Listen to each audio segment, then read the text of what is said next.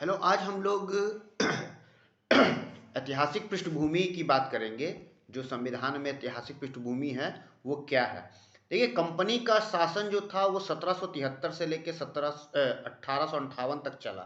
जो पहला एक्ट आया था वो 1773 का रेगुलेटिंग एक्ट था।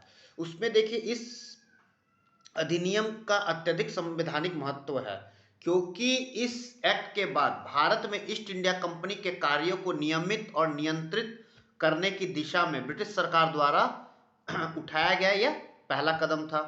दूसरा है, ये महत्वपूर्ण इसलिए है क्योंकि इसके द्वारा पहली बार कंपनी के प्रशासनिक और राजनीतिक कार्यों को मान्यता मिल गई थी।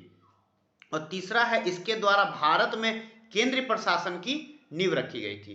ठीक है। इसके बाद को आता है इस अधिनियम की विशेषताएं क्या थी।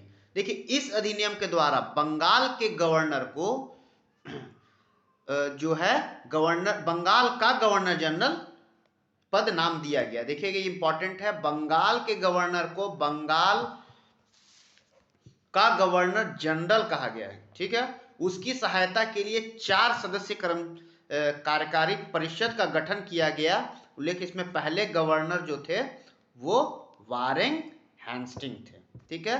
पूछा जा सकता है सवाल आपको कि बंगाल का पहला गवर्नर जनरल कौन था, तो वारेन हेस्टिंग थे। ठीक है। दूसरा है, इसके द्वारा मद्रास और बंबई के गवर्नर को बंगाल के गवर्नर जनरल के अधीन कर दिया गया।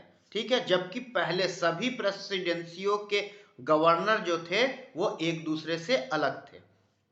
तीसरा अधिनियम में क्या है, इस अधिनियम की तीसरी विशेषता जो है वो है, इसके अंतर्गत कलकत्ता में 1774 में एक उच्चतम न्यायालय की स्थापना की गई, जिसे जिसमें थे एक मुख्य न्यायाधीश थे और 3 अन्य न्यायाधीश थे। देखिए, पहले जो मुख्य न्यायाधीश इसमें थे उनका नाम था सर एलिजा इम्पे। याद रखिएगा, पहला जो है उनका नाम है एलिजा इम्पे, और 3 जो हैं एडिशनल जो जज थे उनका नाम था, एक का नाम था चैम्बर्स, दूसरे का नाम था लेमेंस्टर और तीसरे का नाम था हाइट।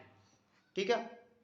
चौथी विशेषता इसमें यह थी कि इसके तहत कंपनी के कर्मचारियों को निजी व्यापार करने और भारतीयों से उपहार एवं रिश्वत लेने पर प्रतिबंध लगा दिया गया पूर्णतः। देखिए, बहुत अच्छा बात था इसमें कि दूसरे से आप रिश्वत और उपहार, आज के डेट में रिश्वत जो है उपहार के रूप में लोग लेते हैं, बोलते हैं कि ये कंपलसरी है देना। ठीक है, लोग देते हैं तो क्या कर सकते हैं, अगर कोई रोक टोक लगाएगा, जैसे दहेज प्रथा में होता है कि लोग अगर गिफ्ट दे रहे हैं तो हम कैसे मना कर सकते हैं, गिफ्ट को तो दहेज में नहीं गिना जाता है। हाँ, इसी तरह की बात पे प्रतिबंध लगा दिया गया उस चीज पे। पांचवा था, इस अधिनियम के द्वारा ब्रिटिश सरकार का कोर्ट ऑफ डायरेक्टर कंपनी का जो है गवर्निंग बॉडी के माध्यम से कंपनी पर नियंत्रण सशक्त हो गया। इसे भारत में इसे राजस्व, नागरिक और सैन्य मामलों की जानकारी ब्रिटिश सरकार को देना अनिवार्य कर दिया गया। ये सारी विशेषता इस अधिनियम की थी। ठीक है। अगले टॉपिक में हम लोग पढ़ेंगे 1784 का पिट्स इंडिया एक्ट, उसकी विशेषता क्या थी और क्यों लाया गया था। Thank you.